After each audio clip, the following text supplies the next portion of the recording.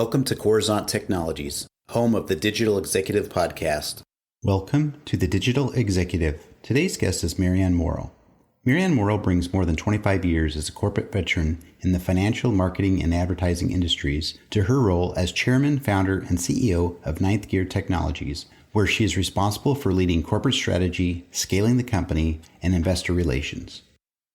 Well, good afternoon, Maryanne. Welcome to the show. Brian, it's great to be here with you.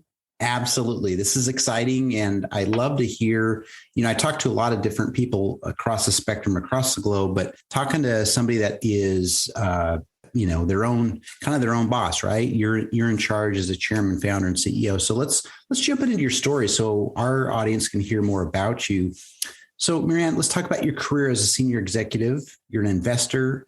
And like I said, you're the chairman, founder, and CEO of Ninth Gear Technologies. Could you share with our audience the secret to your career growth and what inspires you? Sure. So first off, as being the chief bottle washer and then all those monikers that you put on me, it's an exciting time to be at the intersection of finance and technology. I wake up every day so excited about what it is that we're doing.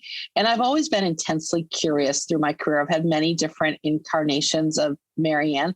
And I started off growing up in Syracuse, New York, and went to school at Cornell, studied engineering there, material science engineering. And then I continued on with my education, also studied finance and law. And I wound up working in the financial industry out of Boston. I spent a number of years working at what I call on Wall Street in the corridor between New York and Boston. And I traveled all over the world working in institutional finance. So it's always been on the institutional side, not the retail side of finance. But it's an intensely curious area with many different verticals. And it's always interesting to see what happens on the outside and then how the sausage is made. And so for me, continuing, and the reason why I started Ninth Gear is that even though we have moved decades later, some of the technology is stuck in the 70s. And for me, I grew up with the music of the 70s. I love the music from the 70s, especially the rock area of the music from the 70s. But it's different when you're moving money around the world using technology from the 70s. $6.6 trillion per day goes around the world just in the foreign exchange market. And we're focused on FX or foreign exchange. And that's a huge amount of money, $6.6 trillion per day, and movement of that on the rails of technology from the 70s. So we are bridging the gaps between that and shortening those cycles. And for me, it's always been a quandary as to why does it take so long? And so we are condensing those cycles and making it near real time to move money and to trade and to settle. I love the analogy used with the music, especially during the 70s, that they obviously had some great music that you and I probably could just jam out for a while. But I love the fact that you are trying to make a difference in this space because there is a lot of, finances being traded around the world, and we've got to have somebody leading that charge. So I appreciate you sharing that. Yeah, so, Brian, I'll tell you a little secret, Brian, is that on our team calls, we always start with a incredibly interesting rock song from the 70s. It just breaks everything up. It allows people to think about things and create emotion. And just by sitting there listening, you stop all of the chitter chatter when you come onto a call and you're in the middle of something and someone's talking about the weather, someone's talking about their dog, and you get in the middle of that conversation. So it just sets the tone for our meetings, and it always makes them interesting to find out. Some people even submit songs for the song of the week, but it certainly livens things up. I love that. That's amazing. Appreciate you sharing that. Great way to start the day. So Maryanne, what was your single biggest business decision you had to make during the first year of the pandemic? And how different is your business strategy today? Yeah. So the first thing that happened is that I just came back from New York. And I went to New York 2 weeks in a row, back to back, for some meetings and conferences. And being on the road 70% of the time, it was a very strange sensation to be at home stationary for a long time. The first thing that we did is took care of our people and made sure that everybody was okay with the pandemic, because there were so many questions about what was happening. And I spent a lot of time listening to people's struggles. Fortunately for us, we survived really well. In fact, we accelerated during the pandemic. I think that COVID-19, as terrible it is for the planet, for all of the people on the planet, it was a catalyst for change, and it allowed for us to think of things in a very different way. When we first started in 2018, we were a distributed team from day one. We like to hire happy, smart people that get shit done. And I feel people are happier when they live in where they want. And so we understood how to work in have our culture and our tools set up for people to work remote, but not everyone did. So we saw some of the traders that we worked with that were the only person in a 60-story office building because they weren't set up to be able to trade in a remote location. So first thing we did was to look and make sure that everybody was okay. And then we continued to soldier on, and we started to find out that after several months, people figured out the way to work remote on a global basis.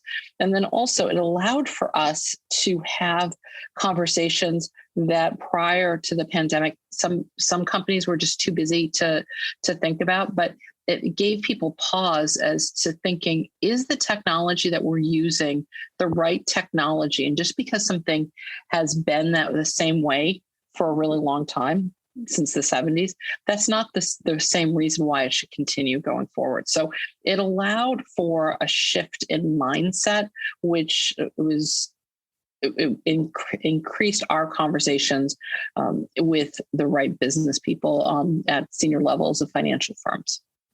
Thank you for sharing that. That's, again, we talk about this on the podcast a lot of how people traversed.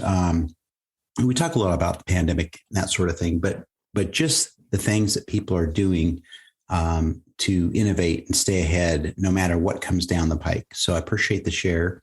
And Maryanne, you're obviously leveraging some new and emerging technologies within your business. Is there anything you might be able to share with us today?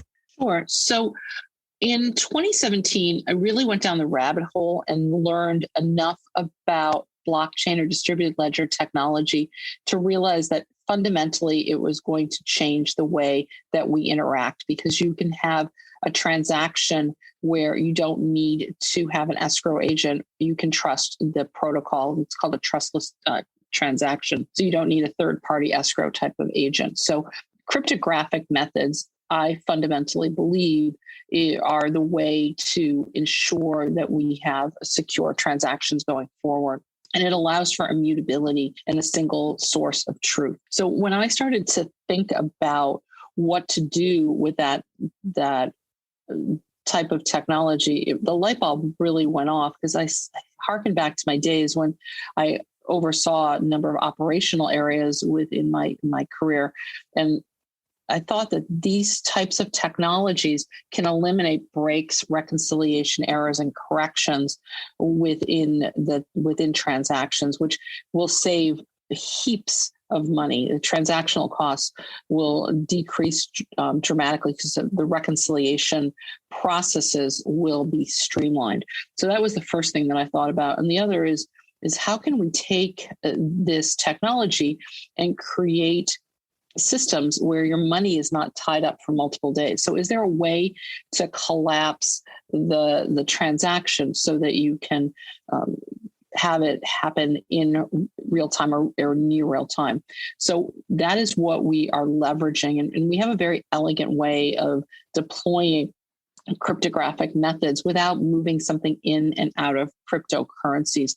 When I first started, I called 100 different institutions and I asked them questions such as, what are you doing with blockchain? What are you doing with cryptocurrency? And that was back in 2017. People just laughed, or they were befuddled as to why I was spending time with that. That is not happening today. You're starting to see institutional adoption of the theories behind cryptographic methods. There is still a lot of questioning as to whether cryptocurrencies will be part of it, but the underlying methodology and technology is here to stay. And I think it will fundamentally change the way that finance works. You're absolutely right. And, and again, Maryanne, we're doing some great things here at Coruzant, but I also have a new partnership and we talk about some of the things that we're doing with blockchain, and I'll have to share with you sometime, but I appreciate you sharing all that. I think this is an exciting space and I just totally eat this up. So Maryanne, last question here. Can you share something from your career experience that might be helpful for those looking to grow their career in tech or entrepreneurship? Sure. I've always had a hallmark of my career, which was to take the tough projects that nobody else wanted to do or nobody else wanted to tackle, and then just break them down. I believe that most challenges are, you can figure out ways to get around things, through things, and just change the way fundamentally that things are done if you think about it enough. So I've always tackled the tough projects and always looked for more assignments and asked for more responsibilities as I move from one type of career to another, or even within an organization, I just kept asking for more tasks.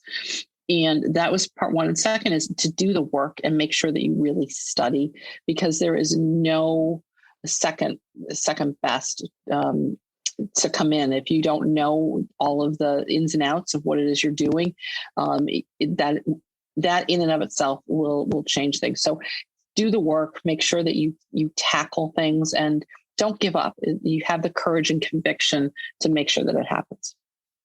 I appreciate the share. That is so important. Sharing again your journey. We got into some of the details around your business, but getting into the part about Maryanne and how your conviction, your consistency, your persistence to get ahead does pay off, and those are the things that we love to share with our audience here. So thank you, and Maryanne, it was a pleasure having you on today. And I look forward to speaking with you real soon. Brian, it was a real pleasure to be here. Bye for now.